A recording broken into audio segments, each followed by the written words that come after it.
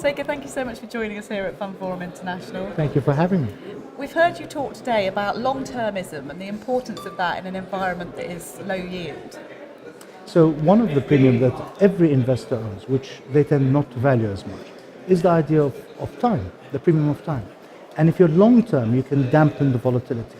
Had we switched off all our screens at the peak of the market in 2007, switched them on, say last week, we'd have completely missed the gyrations in the market. Why is that important? It would stop you from trading for the sake of trading. And clients lose money by trading unnecessarily. So that is the main thing that they've got to think about. Think long term, even when you want to diversify and talking about emerging markets. People are too concerned whether emerging markets are attractive at this very minute or not. That's an irrelevance.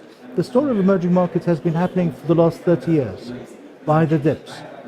There's a very good analogy about how we as a fund management industry and investors react to volatility. If I walk into my favorite store in London, I want to go where I buy my shirts, and it says summer sale, I can get my shirts at 20% down, I'm very pleased because I can buy the same shirt that I wanted for 20% less. If I'm investing for my retirement and there are companies and economies I want to be invested in and I see a 20% fall in their price, I do not think, great, the companies I want to buy are lower. I think, oh my God, there's a crisis. It's that element that has to change, and it can only change if you have a long-term horizon.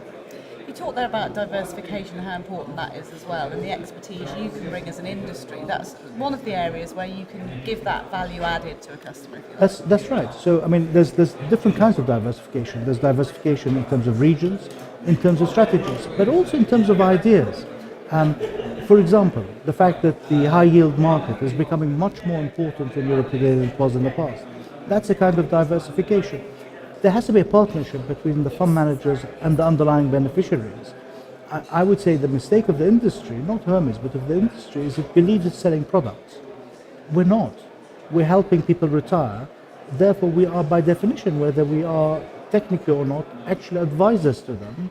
And so we have to bring to them ways in which they can ride the volatility and diversify their risk. It's an evolution into a service industry, if you like, for that reason. Very much so. I've sort of said elsewhere that we should look at ourselves as a profession like the doctors or the lawyers. And that's a service industry ultimately.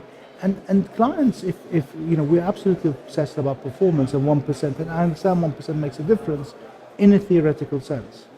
But actually, for the average pool of money that clients will retire on, unless talking about the very wealthy, that 1% is important, but perhaps the right level of service, of understanding, of making things understandable and not complex is equally important, if not more so to them.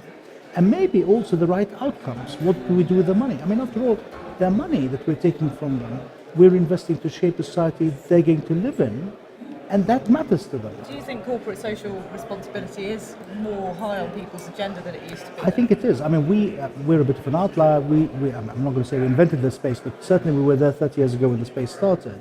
And we've seen a shift of people come to us. They've come to us for two reasons. One is when they ask us, why is the performance of the Hermes fund so outstanding? And for example, last year, over 3 years, 100% of our funds outperformed the benchmark, which is stunning, given the diversification. It's not because we're smart. I think because we understand other risks. We understand sustainability risks, governance risks. We understand environmental risks.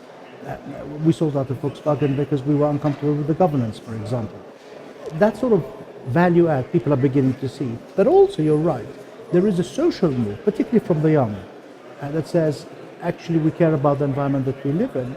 And we see that in direct demand for us, for our products, coming through the wholesalers who come to us looking for the way we do things. So that must have been quite a sea change that you've seen over time, to have that sort of ethical investment. Absolutely. I mean, it's, again, when I started in the 80s in the city, it wasn't there. The way that Hermes did it was different. People talked about CSR and SRI funds and ethical funds. What we're saying is, it's not about ethical or non-ethical. This is about the right outcome. It's about understanding all the risks. To understand all the risks, you've got to incorporate ESG. When you talk about the service of the client, that's about understanding what they want to do. I mean, how much money do they have, and what sort of environment do they want to retire in? And can we help them achieve that? Not just by giving them a financial number, but through using their capital, because it's your money, in investing in companies. Are we creating the sort of society you want to retire in? That must make you feel better as well at the Well, end it of does, the day, yes. as a company it as well. It does. It does. It means we have a purpose, and companies should have a purpose. Thanks so much for joining Thank you us. for Pleasure having to me. talk to you. Thank you.